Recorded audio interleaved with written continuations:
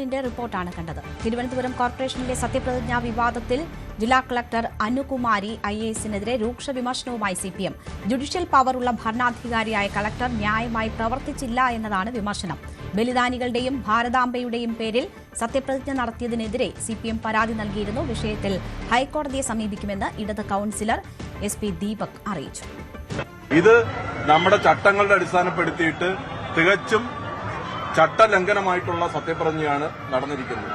ഒരിക്കലും ദൈവത്തിന്റെ പേരിലും ഈ പറയുന്ന പോലെ തന്നെ ദൈവവിശ്വാസത്തിന്റെ പേരിലും ദൃഢപ്രതിജ്ഞ എടുക്കാമെന്നുള്ള നമ്മുടെ ചട്ടം നിലനിൽക്കുമ്പോൾ അതിന് വളരെ സ്പെസിഫിക് ആയിട്ട് ഇതിനകത്ത് മുനിസിപ്പാലിറ്റിയുടെ നിയമത്തിനകത്ത് അല്ലെങ്കിൽ രാജ്യത്തിനകത്ത് ഭരണഘടനയുടെ അടിസ്ഥാനപ്പെടുത്തി ആർട്ടിക്കിളിന്റെയൊക്കെ അടിസ്ഥാനപ്പെടുത്തിയിട്ട് ഇതിനൊരു ഫോർമാറ്റ് ഉണ്ട്. അത് ഒരു പ്രിസ്ക്രൈബ്ഡ് ഫോർമാറ്റാണ്. അതിൽ നിന്ന് വ്യതിചലിക്കാൻ വേണ്ടിയിട്ട് യാതൊരു കാരണവശാലും പാടില്ല എന്നുള്ളത് ബഹുമാനപ്പെട്ട ഹൈക്കോടതി തന്നെ നടത്തിയിട്ടുള്ള നിരീക്ഷണത്തിന്റെ അടിസ്ഥാനത്തിലും നേരത്തെ വന്നിട്ടുള്ള ഒരുപാട് കേസിന്റെ അടിസ്ഥാനത്തിലും പറഞ്ഞിട്ടുള്ളതാണ്.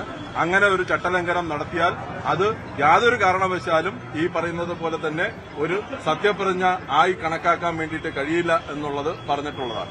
അപ്പോ ഈ എല്ലാ അർത്ഥത്തിലും ഈ സത്യപ്രതിജ്ഞ ലംഘനം നടത്തി അതിനെ സംബന്ധിച്ച് പരാതി കൊടുത്തിട്ട് ഈ പരാതിയുടെ അടിസ്ഥാനപ്പെടുത്തിയിട്ട് ഈ വിഷയം തെരഞ്ഞെടുപ്പ് നടക്കുന്ന വേളയിൽ തന്നെ ഞാനിത് ബഹുമാനപ്പെട്ട റിട്ടേണിംഗ് ഓഫീസറോട് ഈ കാര്യങ്ങളെ സംബന്ധിച്ച് വളരെ വ്യക്തമായിട്ട് ആ കൌൺസിൽ യോഗത്തിനകത്ത് പറഞ്ഞതാണ്.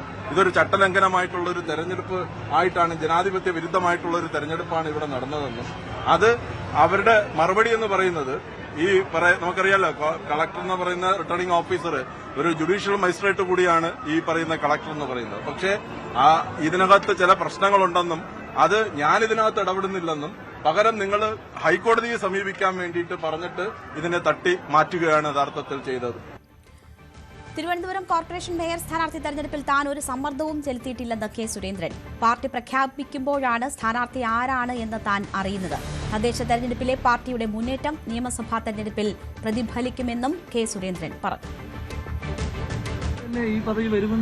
ഒരിക്കലുമില്ല. ഞാൻ മേയർ ആരാവുമെന്നോ ഡെപ്യൂട്ടി മേയർ ആരാവുമെന്നോ രാജീവ്ജി എന്നോട് പറയുമ്പോൾ മാത്രമാണ് ഞാൻ അറിഞ്ഞത്. അങ്ങനെ സമ്മർദ്ദങ്ങൾ ഒന്നുമില്ല. അങ്ങനെ സമ്മർദ്ദങ്ങൾക്കൊന്നും വഴങ്ങുന്ന പാർട്ടിയല്ല BJP. തിരുവനന്തപുരത്തെ ഭരണവും മറ്റ് പല തദ്ദേശ സ്ഥാപനങ്ങളിലും ഉണ്ടായ മുന്നേറ്റവും വരുന്ന നിയമസഭാ തെരഞ്ഞെടുപ്പിൽ കാര്യമായി പ്രതിഫലിക്കും എന്നുള്ള കാര്യത്തിൽ സംശയമില്ല.